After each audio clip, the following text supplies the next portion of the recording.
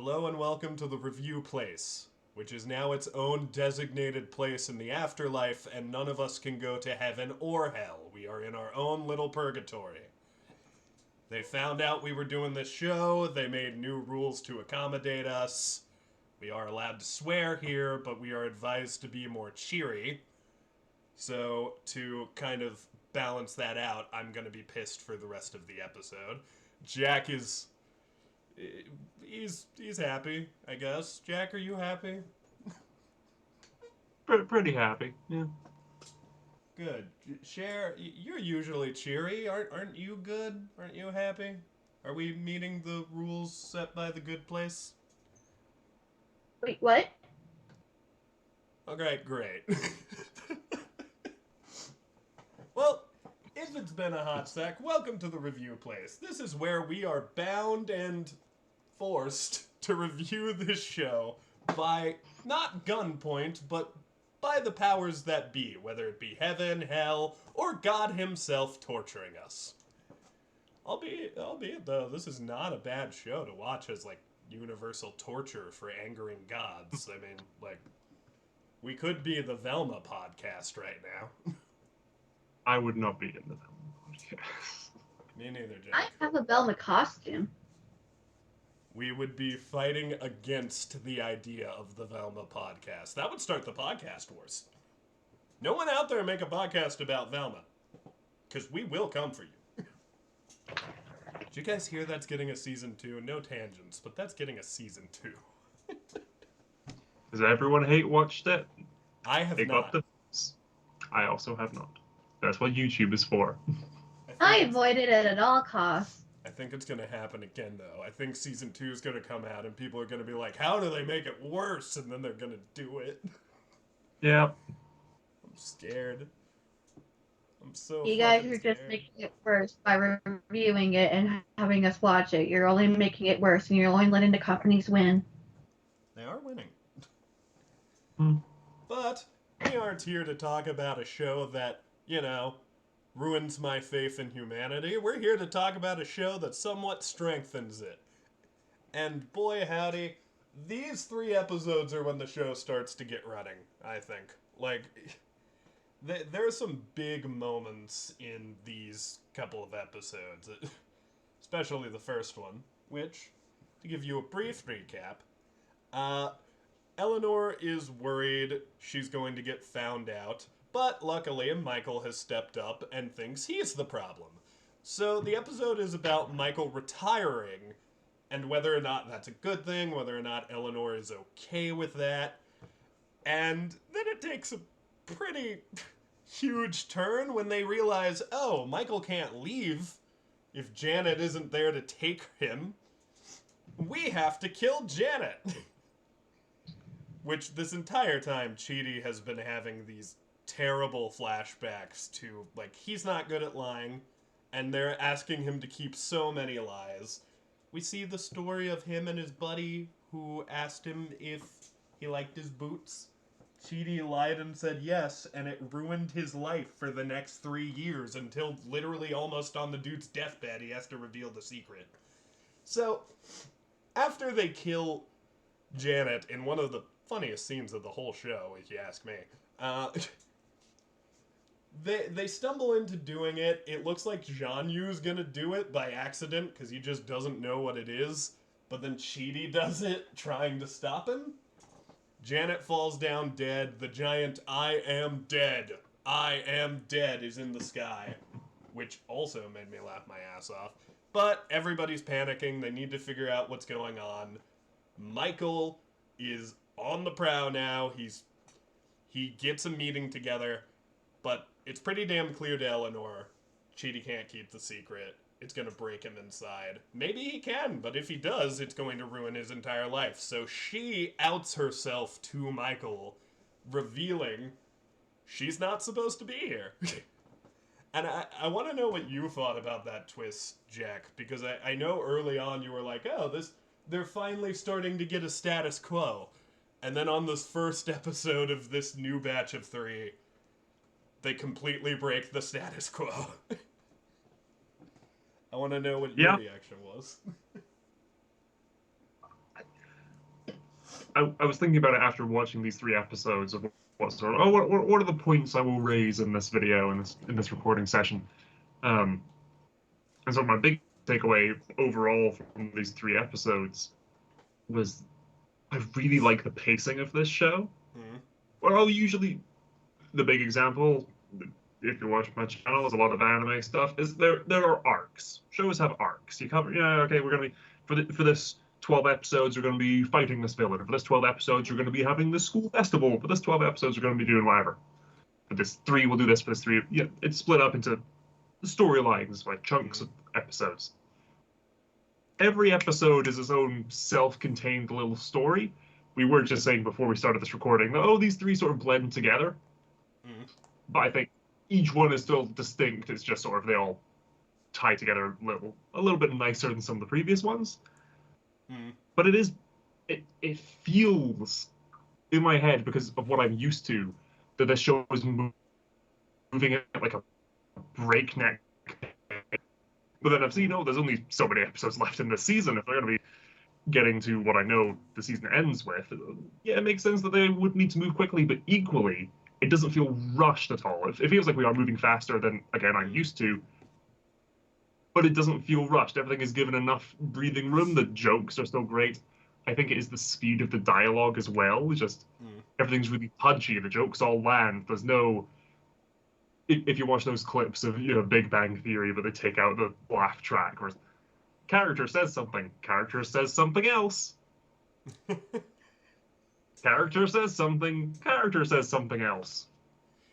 Oh yeah, This show, it's a lot of just they tell the joke and they move on. They tell the joke and they move on. And I'm liking it. It is different. It's written differently than shows that I'm used to. It's structured differently than shows that I'm used to. But I'm enjoying it.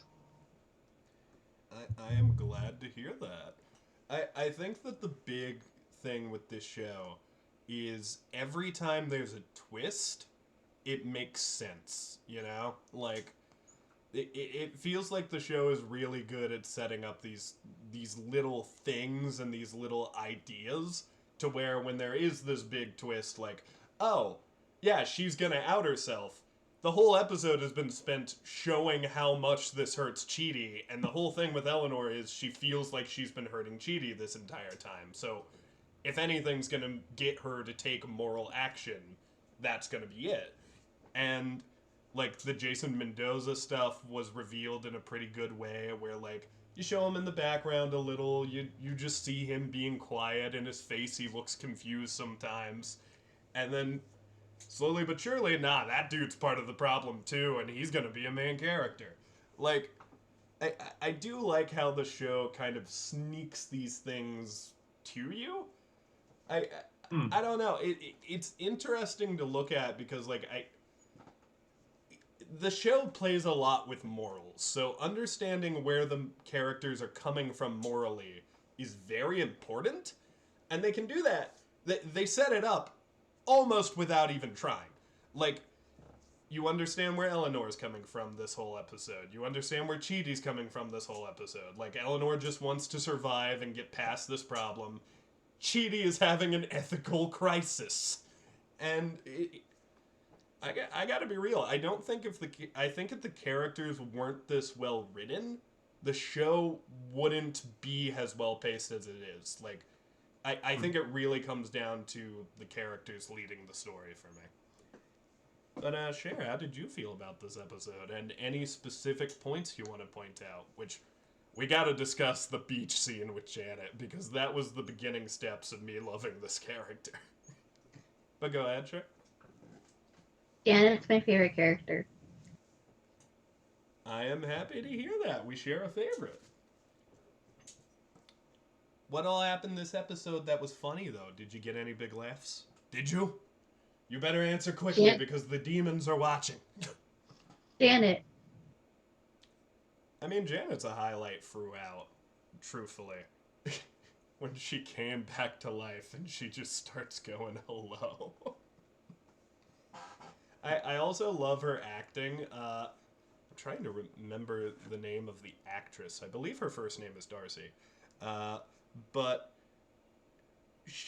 the deliveries of, oh, just so you're aware, I will try to stop you, and she's just screaming, and she has pictures of her fake children, and For the Nickelodeon Kids' Choice Awards.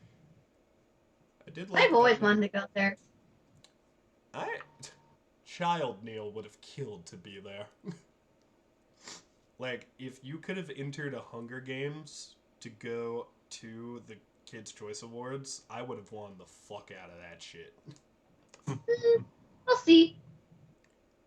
But yeah, she's actually a very impressive actress, and like as the show goes on, I think that will only get reinforced, especially in an episode literally called Janet's. But we'll save that one for the future. Darcy Cardine. I was thinking Darcy Cardine. Or Yay. Cardin, maybe? I believe it's Cardin. I'm not 100% on that, but she's an incredible actress, and she's been in other like comedy stuff too, which you can tell she's great at it. To quote Rocky Horror, damn it, Janet, I love you. You're not the only one, Cher. There are others who will love Janet, including me, and maybe other things that I'm vaguely hinting at, but I have to be vague about it so that I don't spoil things for Jack. In the shack. Jack's in a shack? Jack, get out of there. You're supposed to be He's recording. Oh, he's gonna attack, like his thing in the back. I feel like I'm on crack. There's a lot to this joke that we need to unpack. But moving on. Hey, well done. Well, but you brought it home. I do think, like, in I'm this... gonna give myself a smack. Well, I do also like seeing Cheaty's, like, backstory a little more. Obviously, we'll get more of it later. But, you know, he has a girlfriend. He's got a buddy. We see a little bit of How his... did he keep his girlfriend? Well, I don't really know. I know we How learn... did he ever get a girlfriend? Well, with his interesting personality and problems. Shots fired. I don't know if the show has revealed this yet, but it is a plot point later that Cheaty is secretly... Now, it's not really a spoiler. It is somewhat of a plot point later that Cheaty is secretly jacked, like he's really buff. Oh, like Jack. Jack, Yes. are you secretly jacked? Definitely. Definitely. I wish I was secretly buff, but unfortunately, under my shirt, there's just like a hamster and a little wheel that keeps this machine going. Anyways, though. Halfway. What was that, Cher? I'm halfway. You have half a little hamster inside of you pushing a wheel that keeps your machine going? You're half machine? I don't think you want to know. See that cat, the hamster. Yeah, I don't think you want to know what this looks like. It's really disturbing. you know what? Maybe I don't. That's a good point. Maybe that's what's going on with Janet. She just has like a little... some sort of creature running on a conveyor belt in her heart that keeps her going. Feels like we've broken you with this science, Jack. I'm just looking at you look back and forth like, could such a creature exist? Half a hamster. I exist. And you're definitely half a hamster. I mean, Although my mom is allergic to hamsters, so I don't know how that works. Well, that's where drama comes in. But, continuing with the episode. I think seeing Cheaty's past a little bit helps you understand his character a bit, because the big thing I was hearing from, like, I showed this show to a good chunk of my friends, is the two characters people don't usually like are Tahani and Cheaty early on. I think that's because Cheaty has such a big stick up his ass about everything. But also, I think part of it might be Cheaty has to be the foil a lot in the comedy. Like, he has to be the one who's like, no, we need to do the right thing, and we need to be moral. So, like, my friend Kyle even referred to Chidi as a stereotype of a moral professor at some point. But I think this episode kind of shows no, he's not a stereotype. He's somebody who has literally molded his entire life around all of these ideas to the point where the smallest thing that could like push against that just sends him breaking like a house of cards. And well, Eleanor is anything but the smallest thing pushing against it. She's like a fucking wrecking ball for his psyche, and I think this episode does a good job of showing like the positive side, because Eleanor still went all the way to help him. Wrecking ball that Miley Cyrus rides on? I mean, I would pay good money to see someone Photoshop Chidi's head onto that wrecking ball, but no, I don't believe so. I would accept good money to Photoshop Chidi's head onto that wrecking ball. No, I mean, at least it's not a pumped up giraffe. Jack, see me after this episode. Let's see if we can make that weird shit real. I have good money. Like, $5 of good money. All yours. I'll even write the word good on it. I just got paid. See, Cher's got that good money.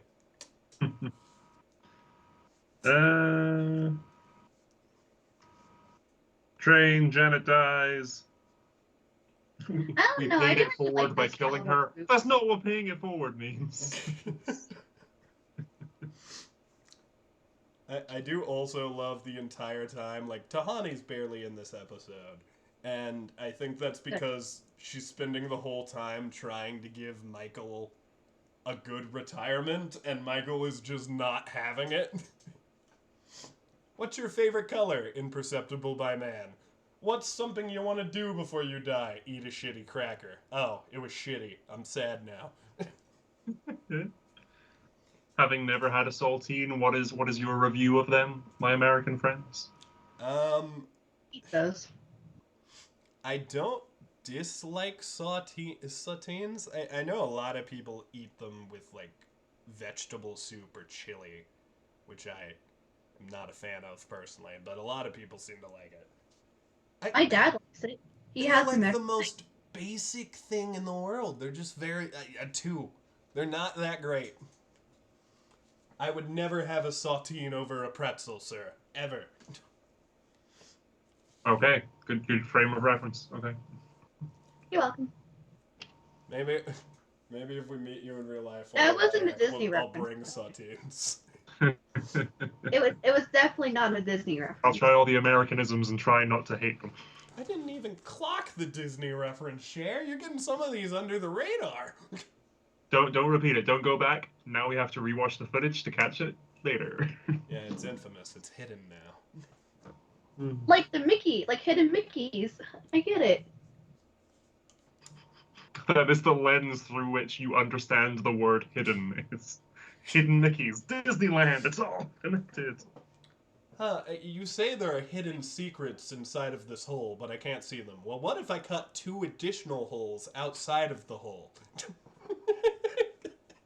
Jack liked that one. Like, would it not technically be called a plot hole? I don't think we've made any continuity errors. I think we're good. Yeah. But, any final things about this particular episode before we go into the rankings? I do think it's really fun that we see angry Michael for a little bit this episode. Like, yeah, that was a first. We get to see a little bit more of that side of him later, but it was really funny. Just all of the very witty comebacks. Oh, Michael, you mustn't blame yourself. I'm not. I'm blaming you. No, it's a honey. Always the one being blamed. So, like, I took your guys' criticism about what you said about Tahani the past couple of reviews, and these 3 episodes, I paid a bit more attention to her character. And I think you're right. Early on, Tahani is not as interesting or as funny as the others, but I think I was able to peg why in episode 2. But, for episode 1, I like this one a lot. I think the Janet stuff really kills me. Literally? Well, I think I'm alive. I'm not sure. The review place is purgatory, so I think canonically we died to review this show. But uh, all existential questions about the mortality of this show aside, uh, I really liked this episode. Janet got me a bunch. And I think she's great in all of these episodes, especially the next one with the cactus bit. But I really like seeing Chidi and Eleanor's bond tested and Eleanor living up to that because we are so used to seeing Eleanor do shitty things. Like that's one of the main gags of this show. Just let's cut to the past where Eleanor made a dog fat. Let's cut to the past where Eleanor sold pills to old people who didn't need them. Like it really is kind of vindicating in a way to see Eleanor stand up and defend Chidi after all the bullshit he's been through. I think I'd give this one like an 8 or an 8.5. I think I'm going with 8 just because I only really like to give 0.5s when I'm like right in the middle. Uh, but yeah, I'd say 8. I think this is solid and it makes me laugh every time I see it. Even though I've heard a lot of these jokes before, that's really the testament of good acting. I will always laugh when Janet screams for her life.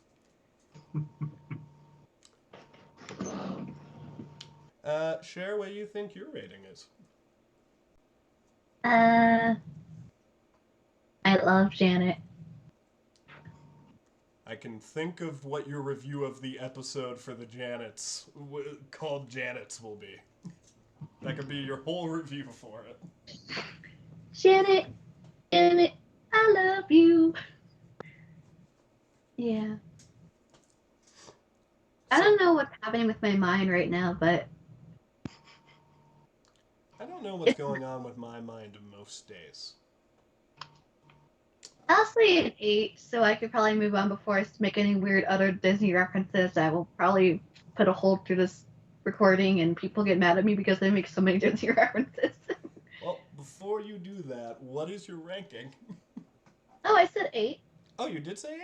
I apologize, I didn't hear you. I said 8 before I almost went on my Disney rant. So I'll shut my mouth and turn myself mute. Oh, fair enough. Jack, what is your rating? I give this one an 8 as well. This had a lot of good jokes. My notes are mostly just dots of jokes that were made throughout this episode. My 4-digit pin, what is it? Oh, my birth year. 000. Great. The ends justify the means. Machiavelli said that. A very un-Oprah-like figure. Yes. A lot of good punchy jokes. The lies. Oh, there's a ancient Chinese proverb that lies are like tigers, and tigers are bad. It sounds better in Mandarin. Yeah, I think this one. I don't think many of these episodes have made me laugh out loud yet, at least not that I've remembered. Mm-hmm. This one definitely got the most chuckles out of me so far, I think. I really did quite enjoy this. I think Depressed Michael is such a contrast to how we've seen him before that every single line from him this episode got a smile from me. I enjoyed his suffering. I like this one a lot too. And as you said, these episodes do kind of blend together because it immediately leads into the next one where, you know, at Which the end... I do want to just go on. hop in there quickly before we move on to the next one. These three moving into one another, it was a critique I had of episodes prior, where it was, we got the plot of the episode, and then the last 20 to 30 seconds was, oh my gosh, here's this scene to get you to come and watch the next episode, which basically could have just been the opening scene of that next episode. Here, it does feel a lot more organic of the whole episode is building to the, okay, Eleanor finally has to say, I'm the problem. And then the next episode builds and builds and builds until a character finally, okay, you build to that moment that is then the hook for the next episode, which I think is why this 3, I'm glad that how we've broken the series into batches of 3, that this 3 landed together, because this felt very solid together. It was a great sort of contained package.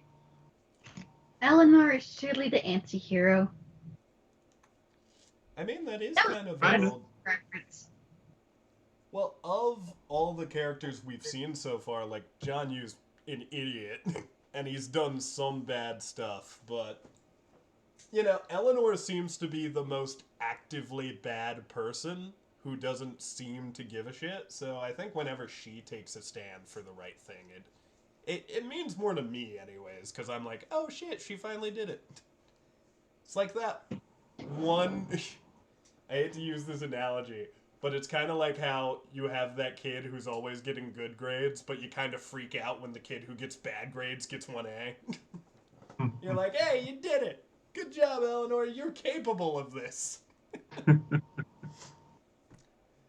But moving on into episode 2, Cher, would you like to give us the recap for that one? Wait, what? The recap for episode 2?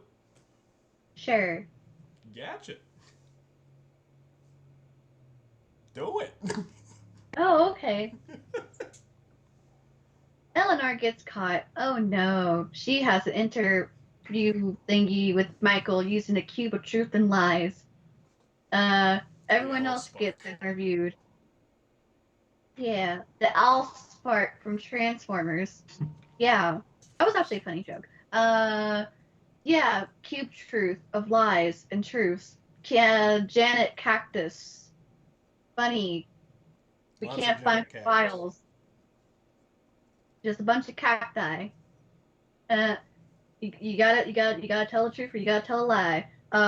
Apparently there's another Eleanor shell stop at the end of the episode. Also, there's a bad place and led by a guy named Trevor who is a d-bag.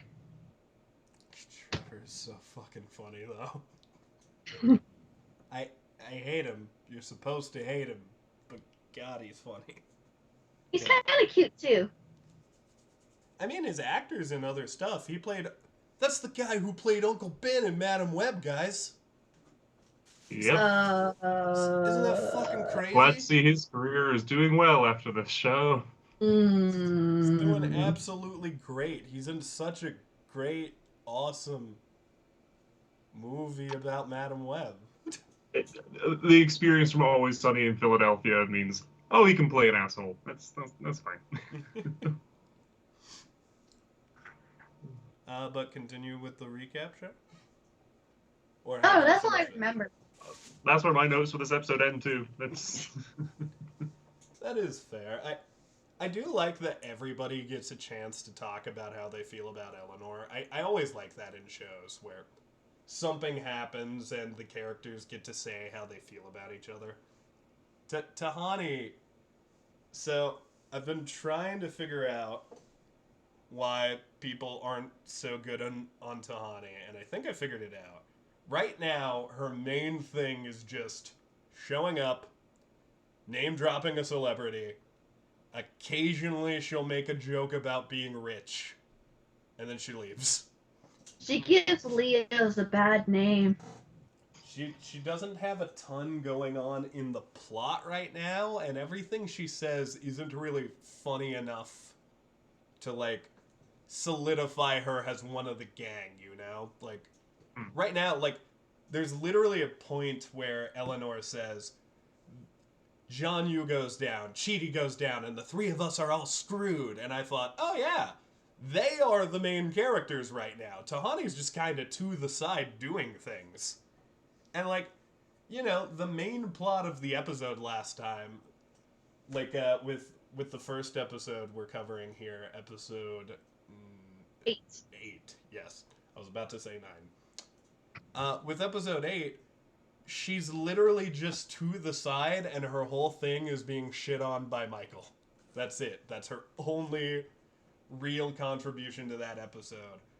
I would say the big character moments we get with her is her slowly figuring out what's going on with Jianyu, which we get the big reveal for in the next episode.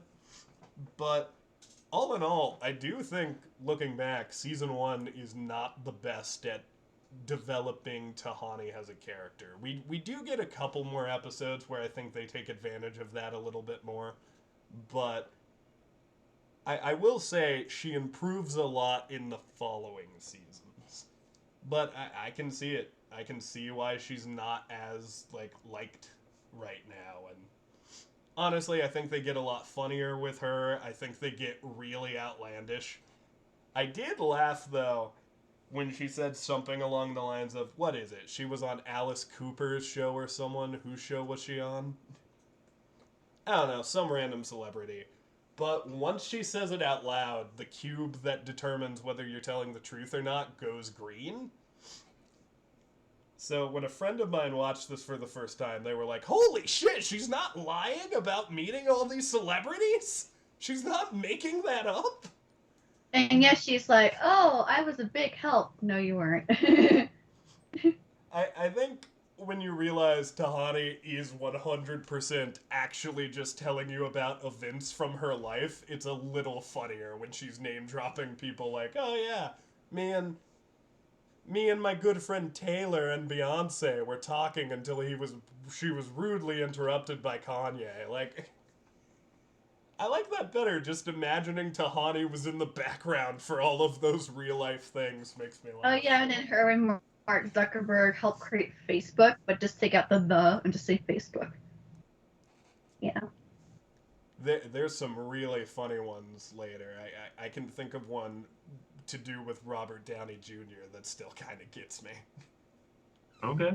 I won't be spoiling it, but it's a funny one. I look forward to eventually liking Tahani. I am. You said earlier that Chidi and Tahani tend to be the ones that starting off people aren't too hot on. Chidi, I'm enjoying again. He is that straight man. He's the sort of the foil, but he has a lot of funny moments himself. Tahani, I still find just grating.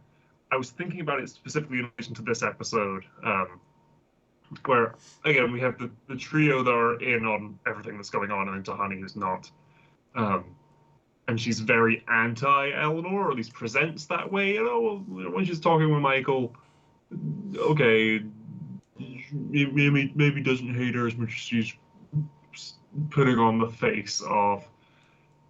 But I think, which is probably good character stuff, and will probably be good character stuff down the line. But if that was meant to be funny, I think, you just play it instead that, she feels so, she's in utter disbelief. She won't accept that this is the truth. That there are funnier things you could have done in this moment with this character that I don't massively care for. So I'm saying do something funny instead. But I am sure, again, there are more seasons of the show, there are more episodes of this show. We will get there. Eventually, I will like Tahani, and all the stuff that they're doing with her right now that I don't overly find interesting will build to something that I would like. But for now, yeah, I still find her annoying. I've gotten used to the voice, thankfully. That was a big concern of mine with the first 3 episodes. I've gotten used to that now. But yeah, I don't think I'd be friends with Tahani in real life. You don't want to be in one of Tahani's stories, man? I would kill to be in one of Tahani's stories. In that I would be in a story with someone other than her. Yes. Yeah, my friends Jack and Taylor. Hell yeah. I mean, I want to be able to hang out with Taylor Swift. That'd be fun. Yeah, it would. Maybe not if Tahani's there. I'm just imagining. I'm not enjoying Tahani yet. I'm just imagining. But hey, at the end of the next episode, we're doing stuff. We're doing stuff. So give me time. Give me time. I just want it to be known when you said that, like, Tahani and your friend Taylor. I just imagined you on a private jet, like, having drinks with Taylor Swift, and in the background, in a seat behind you, Tahani's just watching the conversation, not even saying anything. Just thinking to herself, this will make for a good story one day. Yeah, she's just writing down all the details, like, and I will name drop this guy.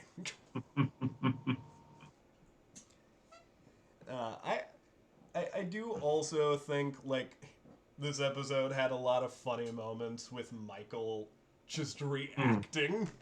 Like, Yeah, again, I'm not sure who plays Michael either. I will try to Google that while I speak real Ted fast.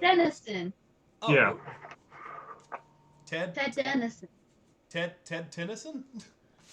I think Ted Dennison. My Dennison. parents know who he is. I And my see. parents know who he is because they watch a lot of old stuff.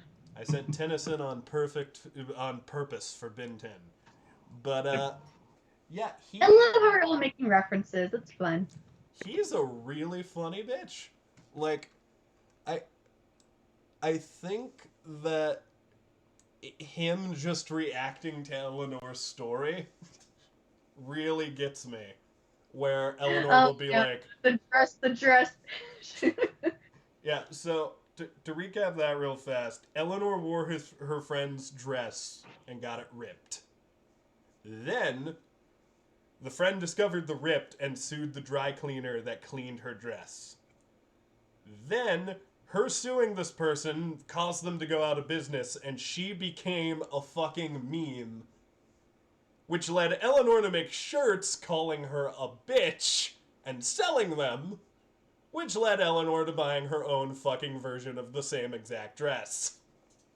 And the entire time, Michael's reaction is just as horrified as you would think. There's even a point where the audience has forgotten at this point that the story is about how she made these shirts. And Michael just goes, wait, this was about t-shirts. There's more. Like, God, they really know how to build up a good bit. It reminded me of, and I'm saying this assuming it is a relatable thing in everyone's life. It's when you're telling a story to a parent and they just gradually look more and more disappointed with you as you go. I can relate. It had that energy. I also love some of his reactions, like when he's like, if this is another damn cactus, and he actually gets the reports, and he's so happy. Oh, and when he's having that panic attack where he's saying that Jean Yu is the only one with clarity and he has none of it. Will this destroy me? I like that he was also so like in his own head that he turned around, he reacted to it, but then didn't clock Jean Yu spoke, saying "ouch." That got his attention, and then he just went, "Ah, yes, the cactus is a metaphor." Well, they did have that one episode where they established that Jean Yu kind of talks now, like he talks a little bit. Oh yeah, you're right. You're right. But like, I don't know.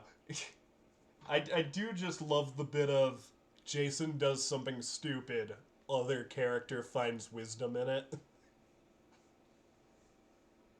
Especially later when Jason starts getting more lines and he starts saying the stupidest shit you've ever heard in your goddamn life.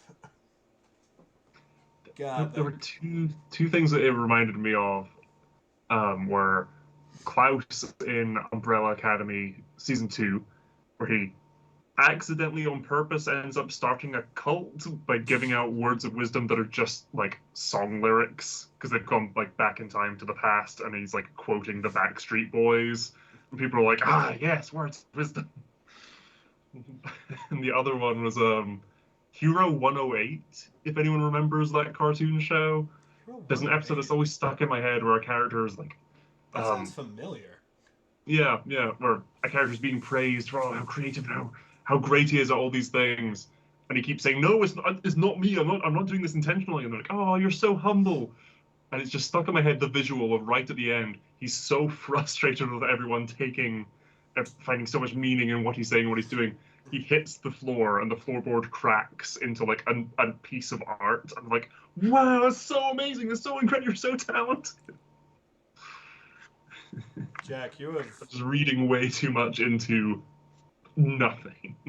You have unearthed a fucking memory for me with this show. Holy shit, I forgot this existed. I used to Hero love 108 this was thing. great, man. It was great. It was weird, but it was great. There was the I have bunny. no idea what you guys are talking about. Jumpy ghost face. There's a bunny and there's like a guy who shoots bamboo shoots out of his stick.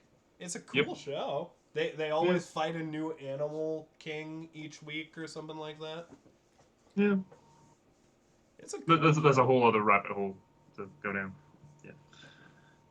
I'm confused. It's an old cartoon that's really cool, I Jack. think it was Cartoon Network. Maybe. I am 100% sure it was Cartoon Network. That or like Toon Disney, maybe? I don't know. It was one of What's those the two. show? Hero 108. But moving past it, even though I love this show and want to continue to think about it now, Future episode. We'll cover it another time. I don't. You've opened Pandora's box, Jack. We can't just put it back in. But I digress. So, one of the big reveals at the end is it was Chidi who killed Janet, and he outs himself in an attempt to help Eleanor. And it ends up working out. The whole time they're like, this is bullshit. There should be a medium place. And, like, you know, I think that inspired Chidi to go actually argue about how the system works with Michael a little bit. And it seems like he got Michael on board. Like, Michael was like, okay, well, yeah, you're right. She did get better, so I don't know. Maybe we should keep her around. This is uncharted territory now, which I think is cool. It's always good to see those two like trying to help each other. But it's really neat that they actually reach out to the bad place and devils and demons and stuff. And Trevor shows up with.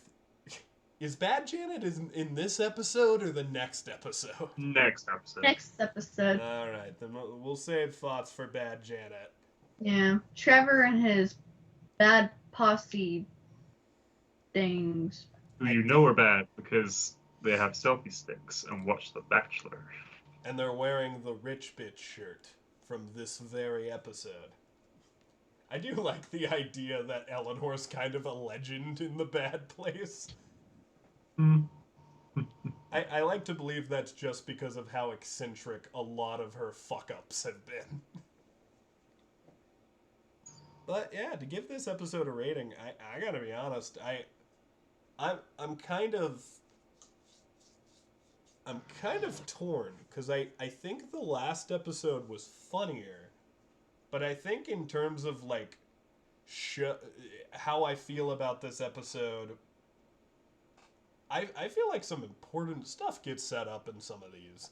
And I feel like there's some pretty good character moments in this one. Like, when Tahani goes to say goodbye, even though she's not cool with Eleanor still, and she's just kind of trying to be a dick about it, but Eleanor is just happy she's not alone and still hugs her.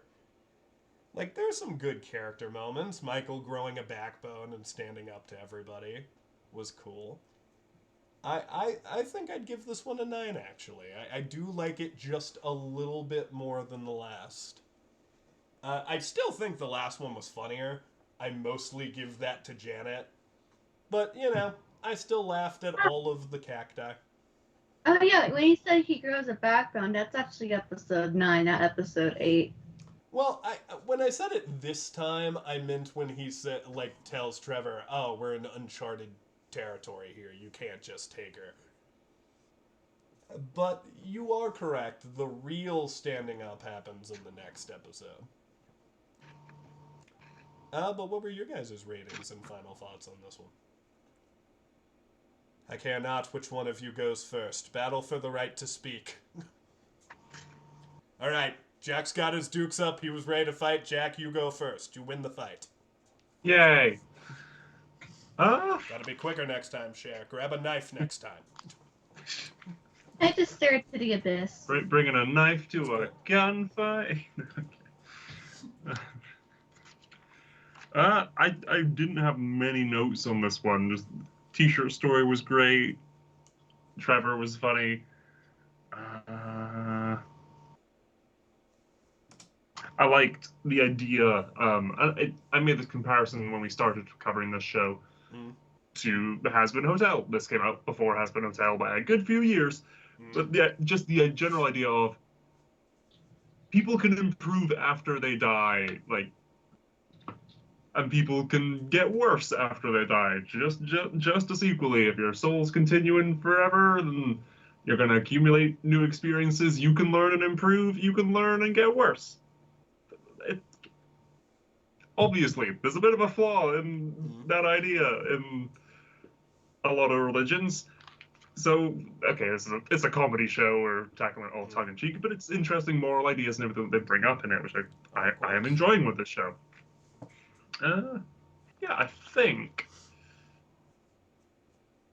I enjoyed this episode. I didn't enjoy it as much as the previous one, so I will drop this to a 7. Again, solid score, a 7, but I give this one a 7.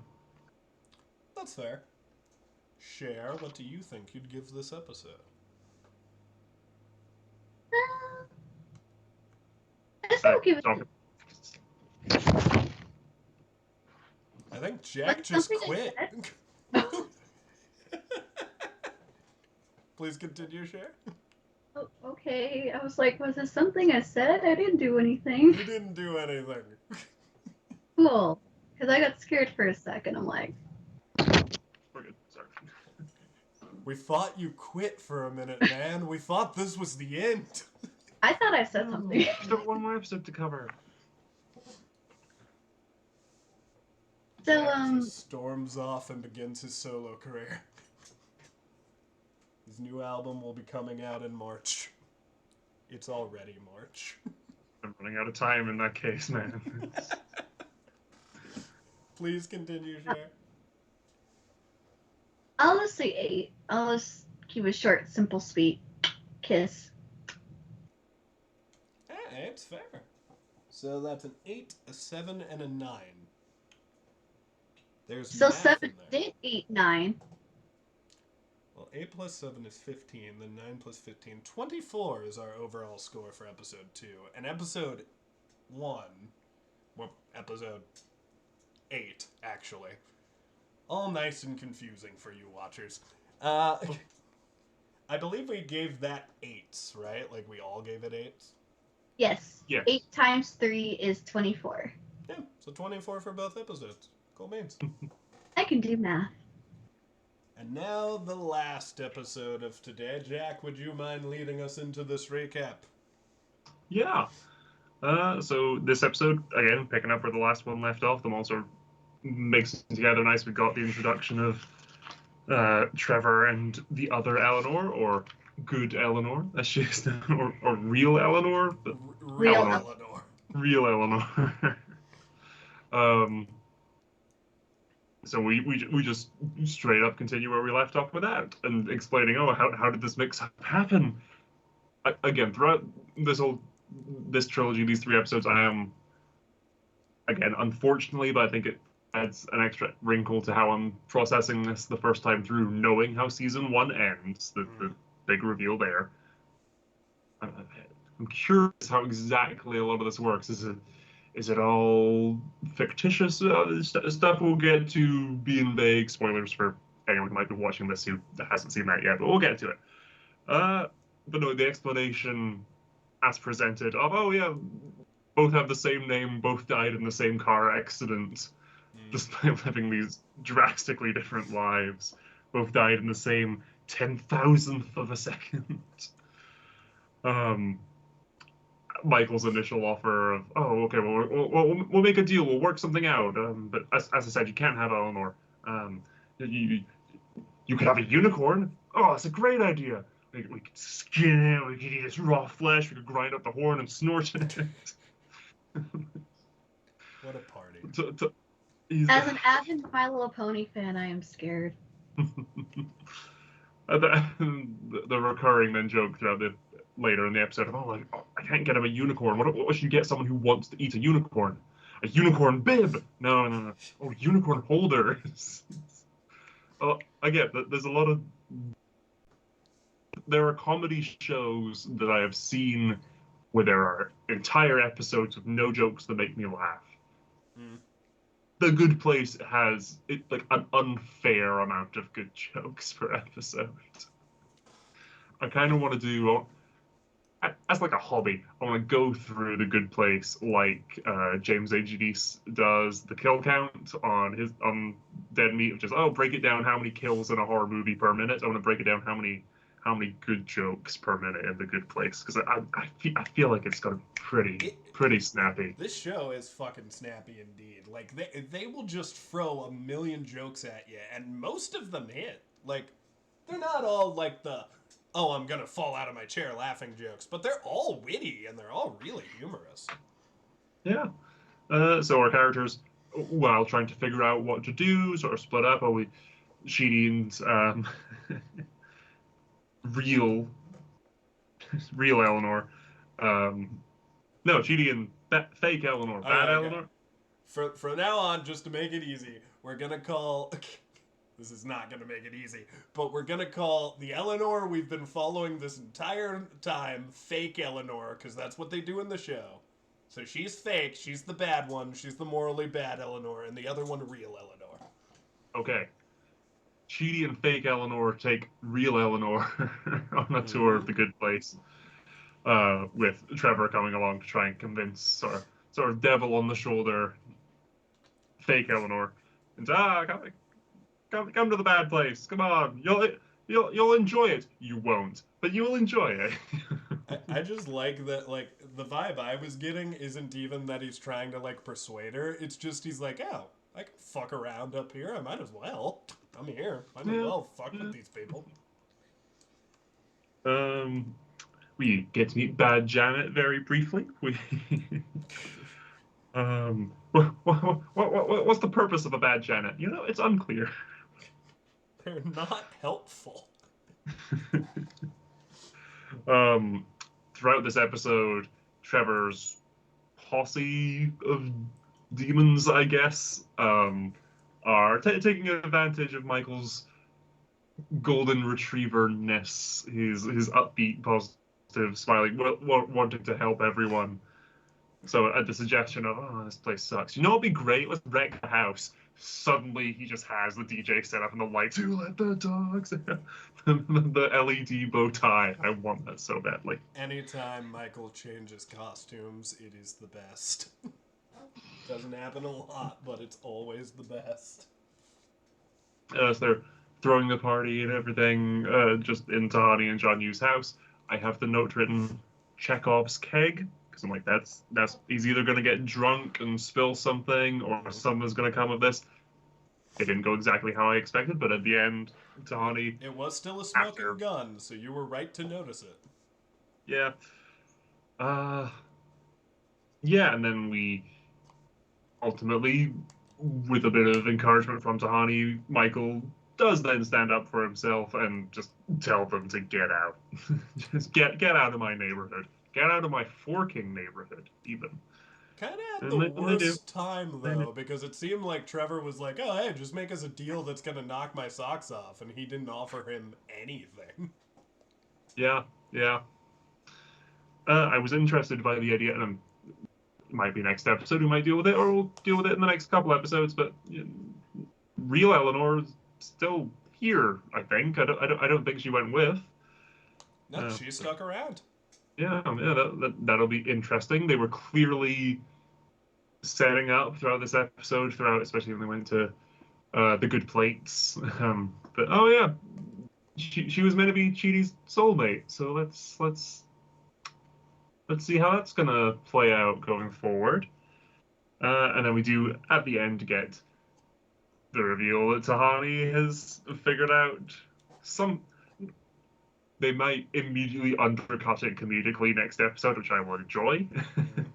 If Tahani has the completely wrong idea, they have to go along with it. Oh yes, no, that's it. Yeah, that's what's been going on. Yes, but it seems like she's figured out something's up with Sean Yu. I do wish that had been built to a little more. I might have just missed it, but she says, the two clues that she caught were the keg.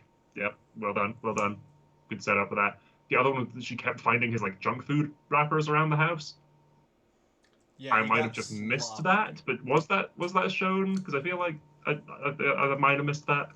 I think it was. I I gotta be real. I wasn't super looking for it, but I do believe like you can see one on a table next to Mm. him, Mm. like during a I feel scene, like that'd or be a even fun thing that I don't know what the writing process for the show is like, but I feel like that'd be a fun thing to have had, over the past, even just for this batch of three. Just she just finds something under a cushion. You, she's just finding clues. I guess would have been fun. They do flashback. They do just here's a wee cut of, oh look, found a packet of crisps. Cool. That is enough. That's fun.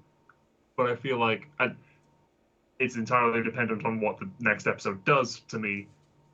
Is this building to something serious? In which case, I should have built to it a little better. Or is it going to lead into a joke or something funny? Or we'll see. But for now, Tahani is getting more involved in, as we've said, she's not really one of the main characters. She's not part of that trio yet. Well, let's get her. Let's get her in on this quartet. Let's see. Let's get on that. And that seems where we're building to now. So I'm looking forward to that. Again, I don't like Tahani.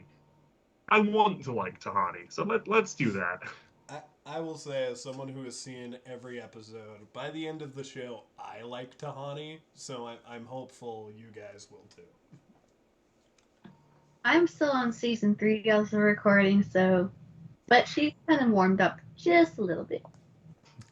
I like her by the end of season 2. I'm not gonna spoil, but there's something in the season 2 finale where I was like, I'm gonna watch you more carefully in the future, Tahani. You might be deeper than I thought you were.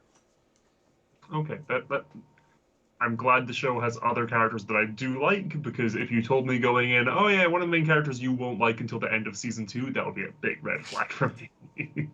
Well, I do like that in this show that's not really a problem, though. Because, and for the record, she's better throughout season 2. That was just the moment where I was like, you're deeper written than I thought you were.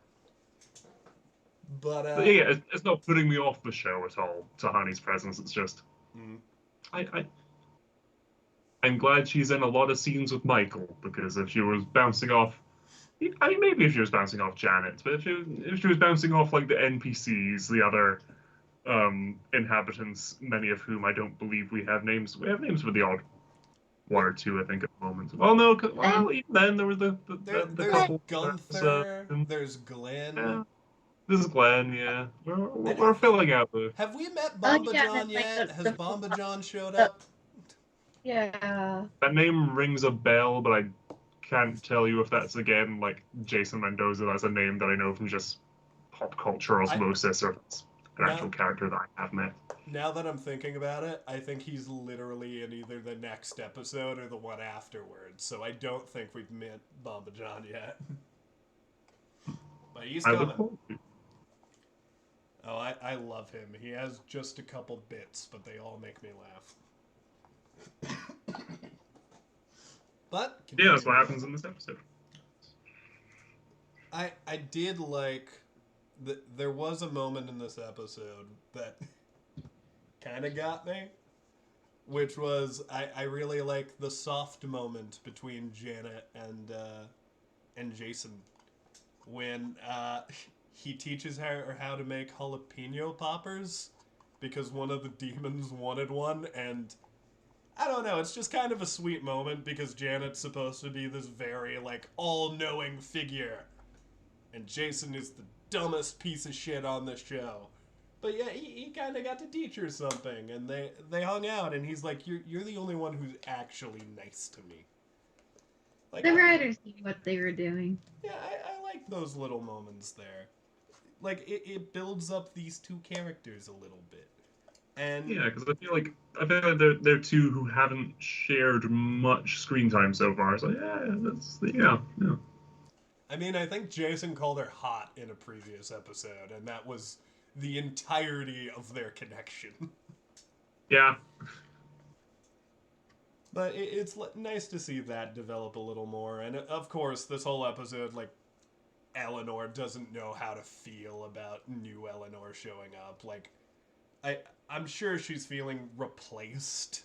And, like, the episode starts with the flashback of her not wanting to be part of a team, not have friends. Like, to the point where she turns down literally everybody in the school. She tells random excited girls she doesn't want to be friends. So the cool girls are like, ah, hey, you're cool. She turns them down. She starts turning literally everyone down.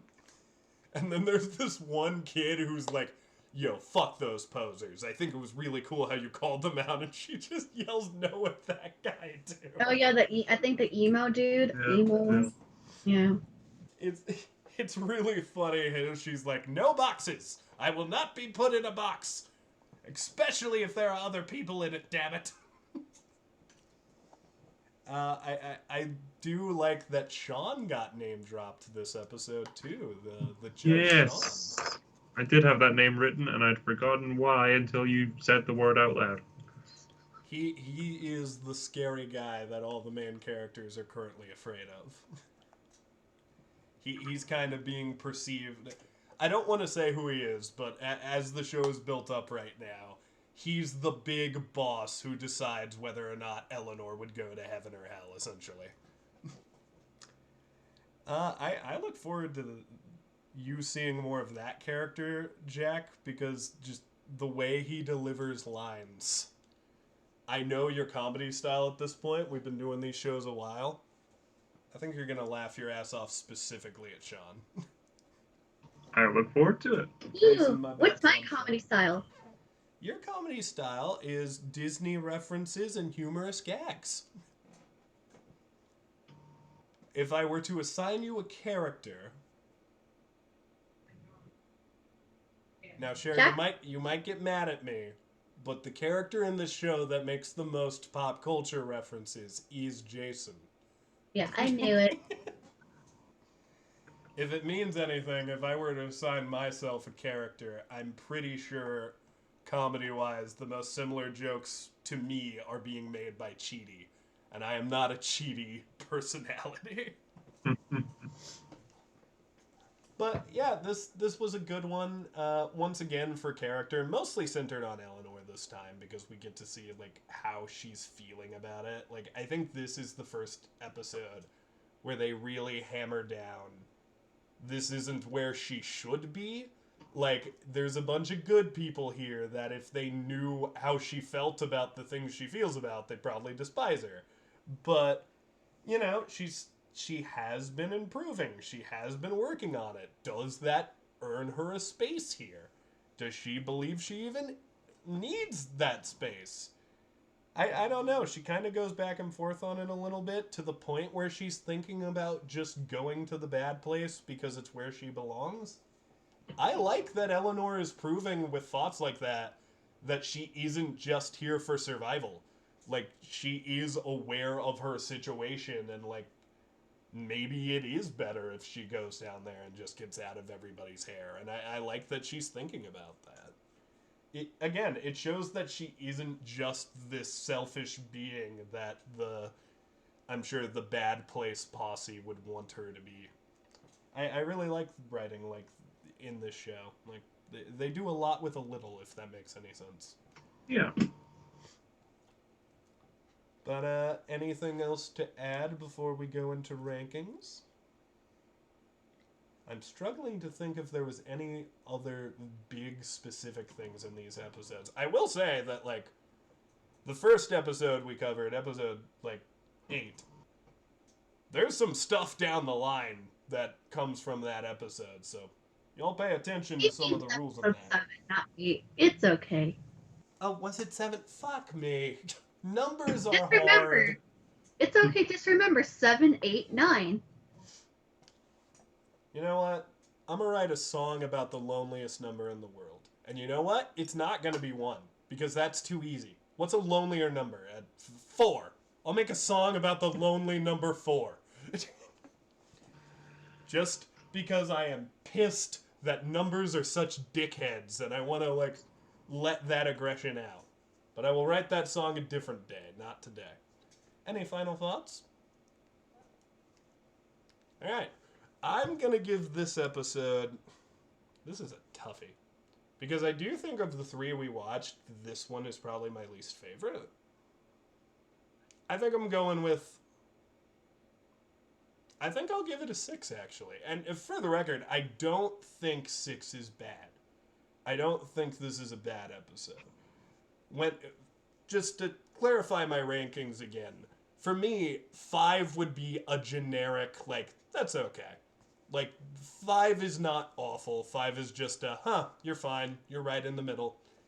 Uh, so for me, I think this episode was better than some of the other ones we've seen, but for me personally, it didn't do a ton new, and I did think some of the jokes were not as high caliber as some of the other ones.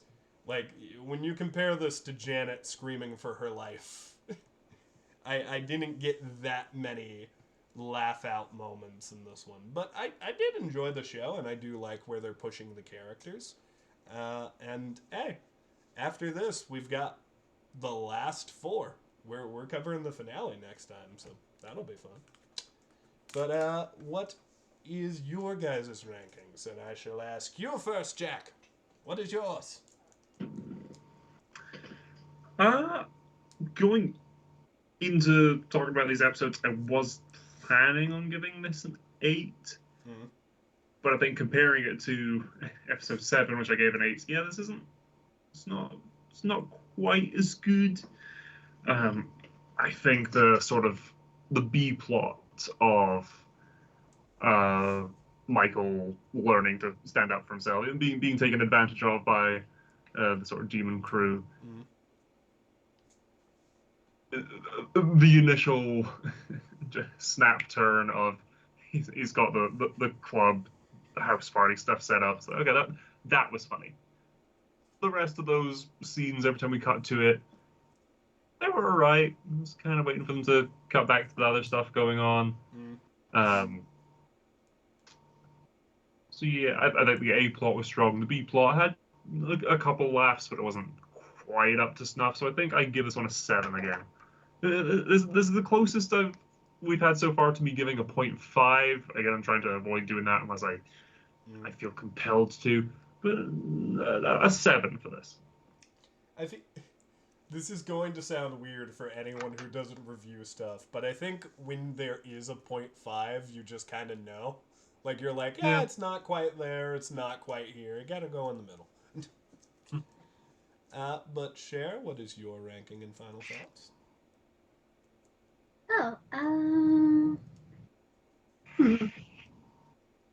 That's a good question.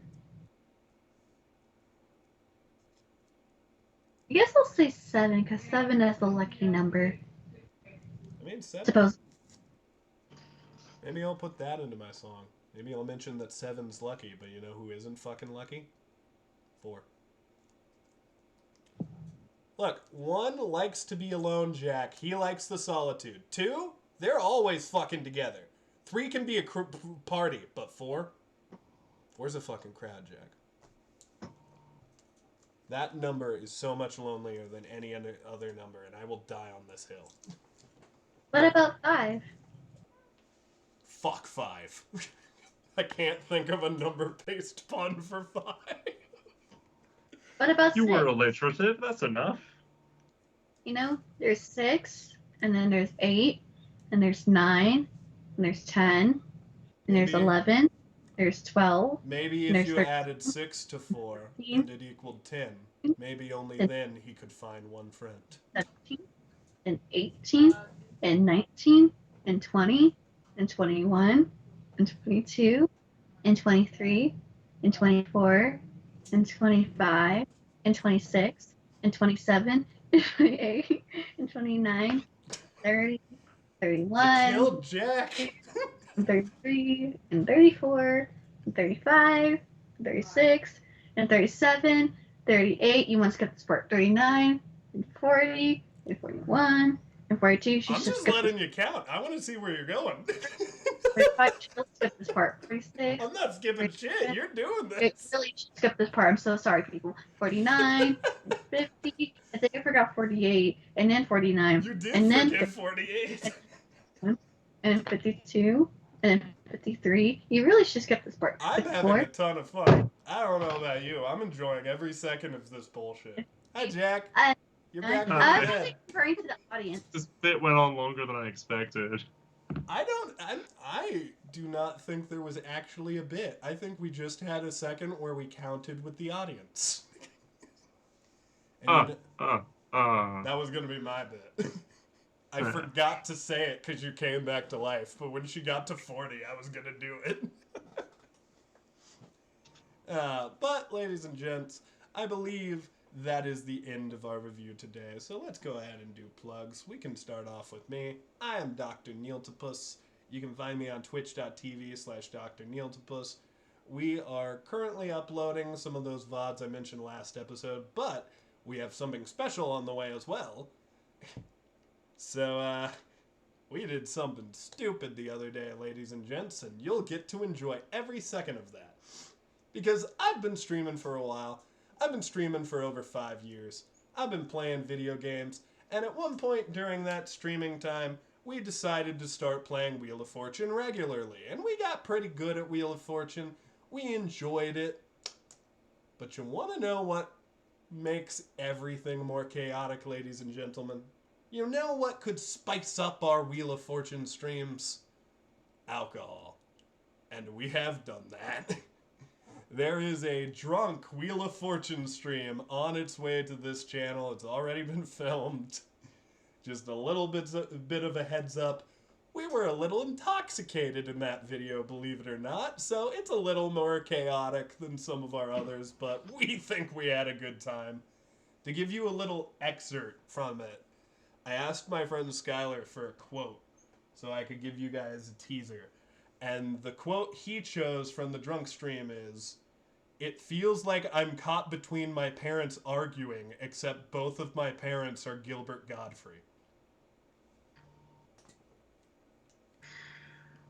So yeah, if you want to know the context to that shit, jump on over to our Drunk Wheel of Fortune stream, which should be out in the next couple of days. Jack, you want to do your plugs, buddy? You got some cool shit coming out right now. Yeah. Hello, everyone out there on the internet. I am Jack of all trades. You can find me over there on YouTube. At the moment, we're covering season 3, the third and final season of The Bad Batch. We're in the latter half now. There's 15 episodes. Episode 8, my reaction to that, just came out.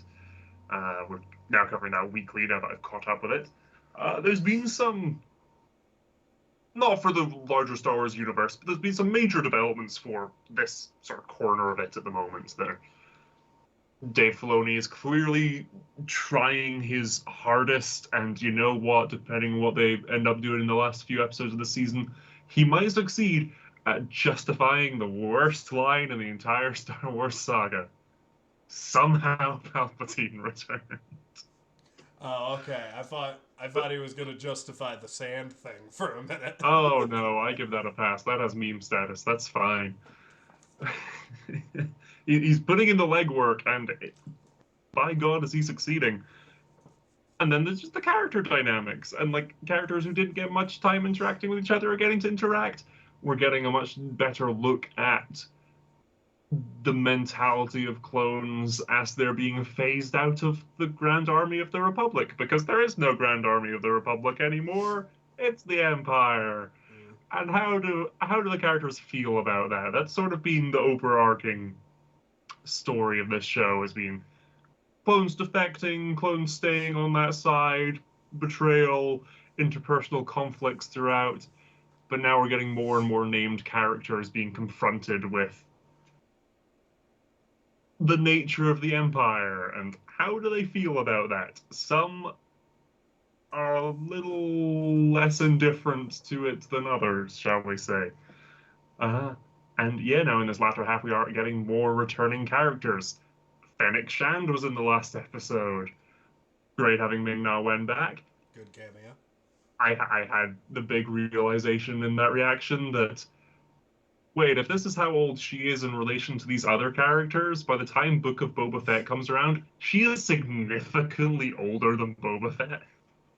Which is a weird thing to, like, process. But yeah, if you want to follow me going through the rest of the Bad Batch for the, depending on if they double drop episodes again, at least the next 5 weeks, possibly less than that, we'll see. Hop over to my channel and follow me there. My brother's been watching Bad Batch lately, and he tells me it's fucking great. There have been. I put this out on my Instagram the other day. Prior to episode 8 was kind of fillery, but the first 7 episodes of this season, not a single one was filler, and that is a huge step up from season 1. A friend of mine has gotten me super into this show right now called Prodigal Son, so I have to finish that before I can start getting back to everything. But I'm hoping that's a good thing with Bad Batch, because I find those are really, like, I hate waiting a week for another Bad Batch episode, man. That was a pain. Same thing with Andor, just the weeks never felt longer. Yeah, I'm glad.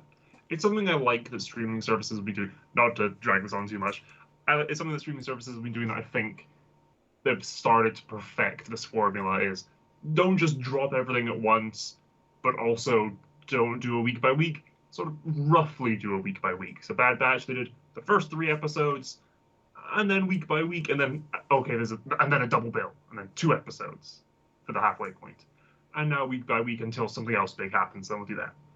Like, I think Netflix kind of got it when they dropped the majority of the latest season of Stranger Things all at once, and everyone was talking about it. Except for, like, the last 2 but they hadn't dropped the finale yet, so it stayed in conversation. People were still, what's going to happen, what's going to happen, what's going to happen, for months until the finale came out. It means that people who wanted to binge it could binge it, people who wanted to watch it episodically could do that, but it stayed in the conversation by doing it that way. I think so I think, oh yeah, giving us week by week, here's new Star Wars content week by week. It's not long, so when they have a longer story to tell, they then tell that longer story. I think that's a good way of doing it. I think that's the way to do it. Like, Stranger Things really, like... God, we were talking about Stranger Things for a long ass time. Let's not go down the Stranger Things rabbit hole. Cher is still counting. Speaking of which, Cher, it is now time for your plugs. I've been moving her camera so I could get her fingers in the fucking view while she's counting. Oh, I can't wait to watch this video. 98, 399, 400. 400. Damn, good job, Cher. 400. You can stop, Cher. It's okay. You made it to 400. You've done right by the number 4. It's okay.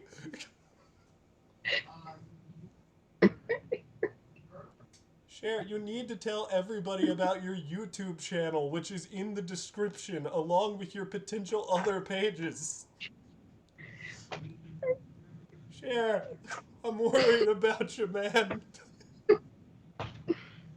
Well, everyone, I guess this is the end of the episode. I'm gonna get that on camera briefly. Yes, she has a hair thingy as handcuffs. Wish. I am doing Wish. I'm actually editing the Wish video right now while counting up to a lot of numbers. That's a great deal of numbers. Just for your toes out of camera, they're still counting. Yes. Oh, God. In my mind, I'm already at 430. Focus on what... I'm scared for you and your number obsession.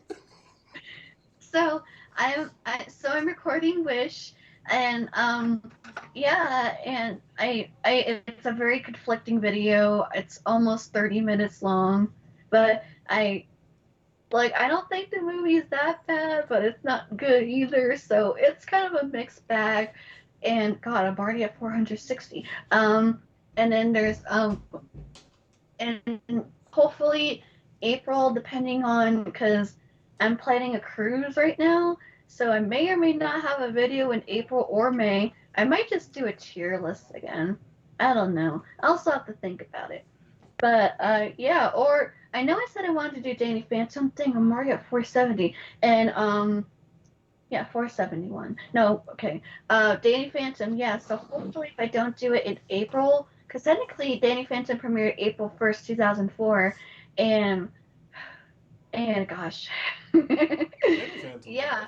So hopefully, maybe in the summertime, I might do Danny Phantom if I can't do it in April or May. So in case if I don't have any other videos, I might just do a tier list or two to fill out those months, because I am also graduating 500. So, I'm almost there to 1,000. Yeah, so I'm gonna probably stop talking, and also Facebook, Twitter, or X, Twitter, Instagram, and the first channel share underscore from underscore 2000, and also my second channel, share your creations.